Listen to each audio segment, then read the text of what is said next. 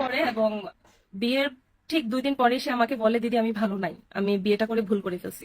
তো একটা মেয়ে যখন বিয়ের দ্বিতীয় দিনের মাথায় আপনাকে এই কথাগুলো বলবে যে ও ভালো নাই বা ও কষ্টে আছে, তখন না আপনাকে বুঝতে হবে যে একটা মেয়ে বিয়ের 2 দিন পরেই যখন বলছে সে ভালো নাই, তার মানে সে ভালো নাই।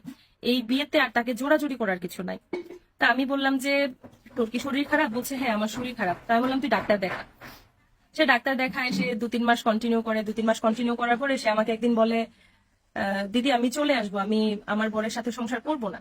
তা আমি বললাম ঠিক আছে তুই চলে আয়। আমি দুনিয়াতে ওকে কোনোদিন, আমি একমাত্র পার্সন যে ওকে কোনোদিন না করতাম না, যে না তোকে থাকতে হবে, তোকে মানায় নিতে হবে, তোকে অ্যাডজাস্ট করতে হবে। আমি কোনোদিন ওকে এই কথা বলতাম না।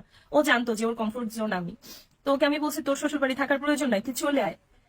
ও দুনিয়ার এমন কোনো কথা নাই যেটা আমার সাথে সে শেয়ার করতো না। ওর বাবার ছবি বুকে নিয়ে রাতের পর রাত জেগে জেগে কান্না করতো, এবং সেই কথা শুধুমাত্র আমি জানতাম।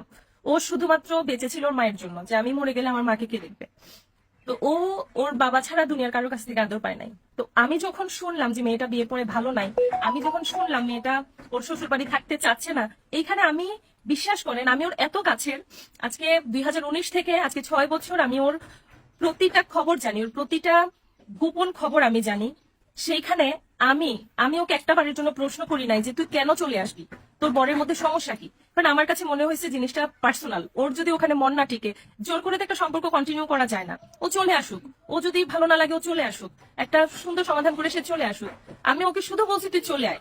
আমি ওর এত কাছের মানুষ হয়েও আমি ওকে এই প্রশ্নটা করি নাই যে তুই কেন চলে আসবি, তুই যা, তুই বানিয়ে থাক, তুই অ্যাডজাস্ট কর। আমি ওকে বলছি চলে আয়, এবং সে আমার এক কথায় সে চলে আসে।